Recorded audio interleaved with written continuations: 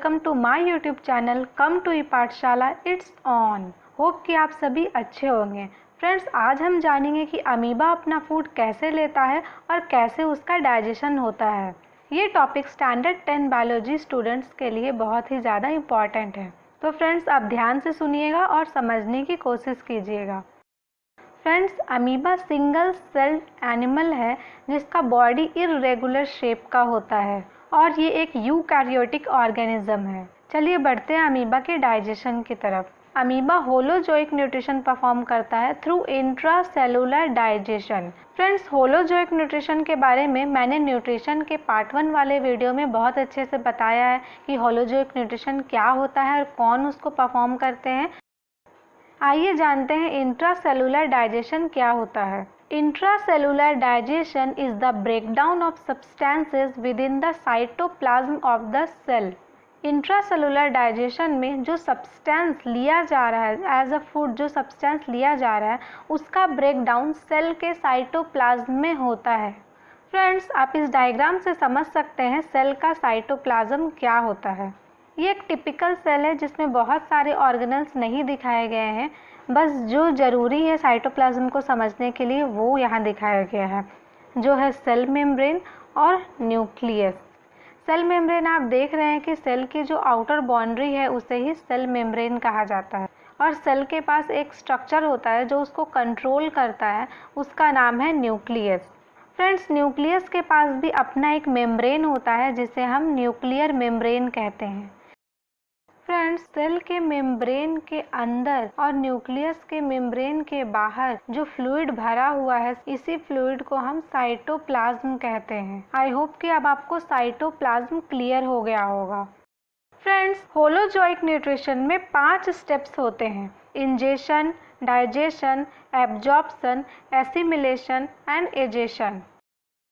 इस इमेज में आपको 5 स्टेप दिखाया गया है। अभी आपको इस इमेज को देखकर कुछ भी समझ नहीं आ रहा होगा, मगर इन स्टेप्स को जानने के बाद जब वापस आप इस इमेज को देखिएगा तो आपको ये इमेज एक परफेक्ट होलोजोइक न्यूट्रिशन परफॉर्म करता हुआ दिखेगा। स्टार्ट करते हैं स्टेप 1 इंजेशन से। इंजेशन में सॉलिड फूड मटेरियल टेम्परेरी या फिर परमानेंट माउथ पार्ट के हेल्प से बॉडी के अंदर लिया जाता है। स्टेप 2 डाइजेशन में कॉम्प्लेक्स और इनसॉल्युबल फूड सिंपल और एब्जॉर्बेबल फूड में चेंज हो जाता है, कन्वर्ट हो जाता है। होलोजोइक न्यूट्रिशन के 3rd स्टेप एब्जॉर्प्शन में डाइजेस्टेड फूड एब्जॉर्ब्ड और ट्रांसपोर्ट किया जाता है बॉडी के सभी पार्ट्स में। 4th स्टेप एसिमिलेशन में फ्रेंड्स, जो फूड अब सेल्स में पहुंच चुका है वो एब्जॉर्ब फूड मटेरियल के हेल्प से अब एनर्जी और दूसरे ज़रूरी कंपोनेंट्स जो सेल के लिए ज़रूरी है, जो बॉडी के लिए ज़रूरी है, अब वो बनाए जाएंगे, वो सिंथेसाइज किए जाएंगे। लास्ट स्टेप एजेशन में फ्रेंड्स, जो अनडाइजेस्टेड फूड है, जो फूड डाइजेस्ट नहीं हुआ है, वो बॉडी के बाहर एज अ वेस्ट निकाल दिया जाएगा। बस यही थे होलोजोइक न्यूट्रिशन के स्टेप्स। तो आइए अब उस इमेज में वापस जाकर इन स्टेप्स को वहाँ ढूंढने की कोशिश करते हैं। स्टेप नंबर 1 था हमारा इंजेशन, मतलब कि फूड का इनटेक। यहाँ आप देख रहे हैं कि लार्ज फूड मटेरियल्स क्या हो रहा है, बॉडी के अंदर लिया जा रहा है। सेकंड स्टेप था हमारा डाइजेशन, जिसमें क्या होता है, हमारा कॉम्प्लेक्स फूड को क्या कर दिया है, छोटे छोटे सिंपल फॉर्म में चेंज कर दिया गया है। उसके बाद का हमारा स्टेप था एब्जॉर्प्शन। एब्जॉर्प्शन में क्या होता है, जो डाइजेस्टेड फूड है, जो डाइजेस्ट हो गए हैं, उसको अब बॉडी के डिफरेंट पार्ट्स में भेजा जा रहा है, ट्रांसपोर्ट किया जा रहा है। उसके बाद का स्टेप था हमारा एसिमिलेशन। एसिमिलेशन में क्या होता है, जो बॉडी के सेल्स को फूड मिला है अब उस फूड को कन्वर्ट किया जा रहा है बॉडी के ज़रूरी कंपोनेंट्स को बनाने में और एनर्जी प्रोड्यूस करने में। And last step is friends egestion. जो अनडाइजेस्टेड फूड है वो क्या हो रहा है, बॉडी से बाहर कर दिया जा रहा है। तो था ना कितना इजी और सिंपल। इस एक इमेज में आपने होलोजोइक न्यूट्रिशन के सारे स्टेप्स को सीख लिया। अब हम जनरलाइज्ड वे में तो होलोजोइक न्यूट्रिशन और इंट्रासेलुलर डाइजेशन दोनों ही सीख चुके हैं। तो अब हमें सिर्फ इतना जानना है कि अमीबा में होलोजोइक न्यूट्रिशन कैसे परफॉर्म होता है। अब हम फोकस करेंगे कि अमीबा होलोजोइक न्यूट्रिशन कैसे परफॉर्म करता है। सबसे पहले आप ये जान लीजिए कि अमीबा एक प्रोटोजोआ है। दूसरी बात, अमीबा ओमनीवोर्स है। अब हम अमीबा के न्यूट्रिशन के बारे में पढ़ रहे हैं तो पहले हम ये जान लेते हैं कि अमीबा खाता क्या है, उसका फूड क्या है। अमीबा माइक्रोस्कोपिक एल्गी खाता है, बैक्टीरिया को खाता है, दूसरे प्रोटोजोअन्स को भी खाता है और साथ ही dead and decaying organic matter पर भी फीड कर सकता है। मोस्ट इम्पॉर्टेंट पॉइंट फ्रेंड्स कि अमीबा अपना फूड पार्टिकल अपने बॉडी के किसी भी पॉइंट से, अपने बॉडी सरफेस के किसी भी हिस्से से इंजेस्ट कर सकता है, खा सकता है। अमीबा अपना फूड कैसे कैप्चर करता है? उसके पास टेम्पररी फिंगर लाइक प्रोजेक्शंस होते हैं जिसे हम स्यूडोपोडिया कहते हैं। चलिए स्यूडोपोडिया को एक एग्जाम्पल से समझने की कोशिश करते हैं। आप सब ने शोले मूवी तो देखी ही होगी, अगर नहीं देखी होगी तो नाम तो सुना होगा, कैरेक्टर्स तो पता होंगे कौन कौन थे। उस मूवी में एक कैरेक्टर था ठाकुर साहब का और एक और कैरेक्टर था रामलाल का। अब आप सोच रहे हैं कि अमीबा के स्यूडोपोडिया से इनका क्या रिलेशन है। बहुत ही मज़ेदार रिलेशन है, आप एक बार इसे ध्यान से सुनिए, आपको रिलेशन समझ आ जाएगा। मूवी में ठाकुर साहब का हाथ नहीं था। मूवी में रामलाल का कैरेक्टर ठाकुर साहब के टेम्पररी हैंड के जैसा दिखाया गया है। ठाकुर साहब को हाथों की जब ज़रूरत पड़ती है तो वो रामलाल को बुला लेते हैं।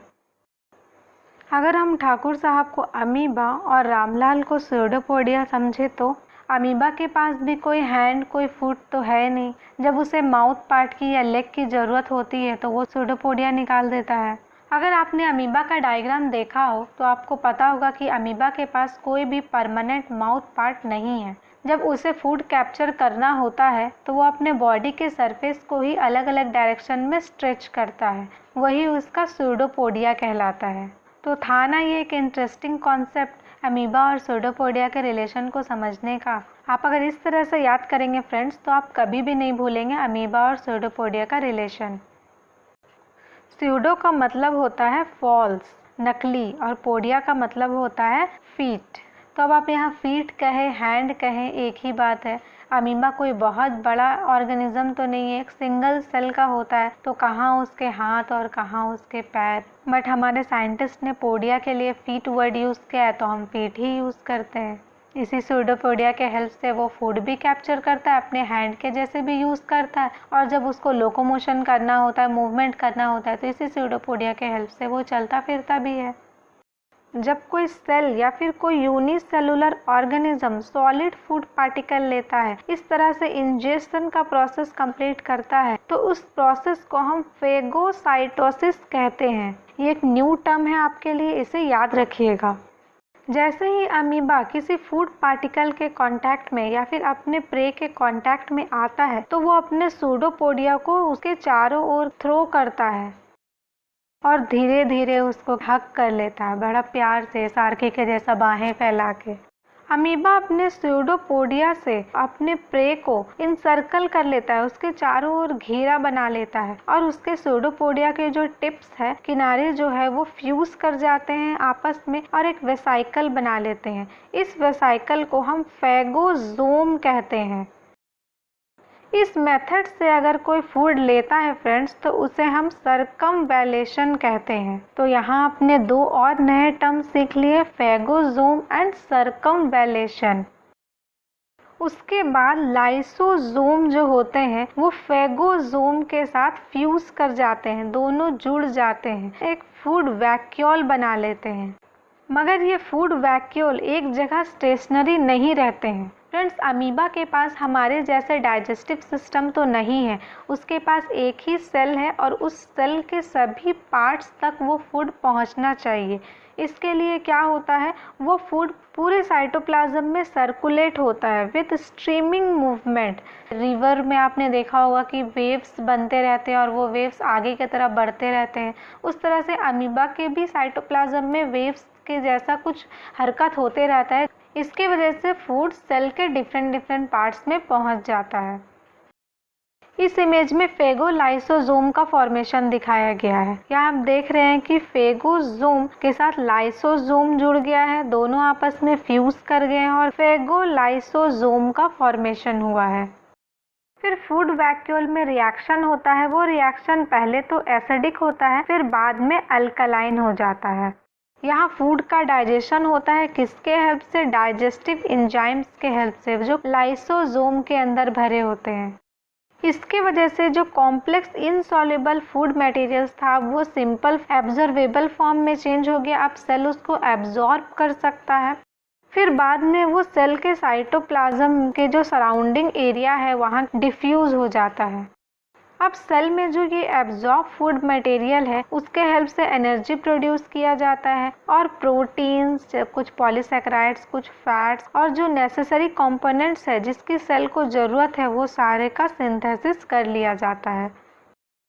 ऐसे फूड वैक्यूल्स जिसमें अनडाइजेस्टेड फूड होता है वो बॉडी के सरफेस तक पहुंच जाता है और सेल मेम्ब्रेन से जाकर फ्यूज हो जाता है और अनडाइजेस्टेड फूड मटेरियल सेल के बाहर निकल जाता है। इस तरह से एजेशन का प्रोसेस भी कंप्लीट हो जाता है और अमीबा का फूड डाइजेस्ट हो जाता है। इस इमेज में आप बहुत अच्छे से अमीबा को न्यूट्रिशन लेते देख सकते हैं। यहाँ देखिए अमीबा एक बैक्टीरिया को इनगल्फ कर रहा है। इनगल्फ करने के लिए उसके स्यूडोपोडिया क्या हो गए हैं? स्ट्रेच हो गए हैं। उस बैक्टीरिया को कैप्चर करने की कोशिश कर रहे हैं। इस इमेज में आप देख सकते हैं कि बैक्टीरिया कहाँ है? अब अमीबा के अंदर है। एक फेगोसोम बन गया है। फेगोसोम से फेगोलाइसोसोम बन गया है और इसी बीच में क्या हुआ है? फूड का डाइजेशन और न्यूट्रिएंट्स का एब्जॉर्प्शन हो गया है और जो अनडाइजेस्टेड फूड था फिर वो क्या हो गया है? वेस्ट प्रोडक्ट के रूप में बॉडी से बाहर हो गया है। यहाँ भी सेम चीज़ दिखाया गया है। स्टेप्स सारे लिखे हुए हैं। फूड इंटर हो रहा है, स्यूडोपोडिया स्ट्रेच हो रहे हैं, यहाँ इंजेक्शन हुआ है, उसके बाद डाइजेशन हुआ है, फिर एब्जॉर्प्शन, फिर एसिमिलेशन और एंड में एजेशन हो गया है। जो अनडाइजेस्टेड फूड मटेरियल है वो बॉडी से बाहर कर दिया गया है। अमीबा के इस वीडियो का एंड करने से पहले आइए कुछ माइक्रोस्कोपिक इमेज देख ले ताकि आपको समझ में आए कि असली में अमीबा कैसे फूड लेता है। ये अमीबा का एक माइक्रोस्कोपिक इमेज है।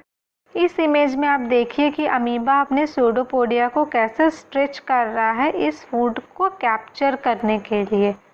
ये देखिए अमीबा के स्यूडोपोडिया के टिप्स फ्यूज हो गए हैं आपस में और ये जो फूड मटेरियल है वो अब उसके बॉडी के अंदर है। ये एक माइक्रोस्कोपिक इमेज है जहां आप देख सकते हैं अमीबा एक पैरामीशियम को खाने की कोशिश कर रहा है। आप सोचते होंगे कि अमीबा तो इतना छोटा है, एक पैरामीशियम से उसका पेट भर जाएगा।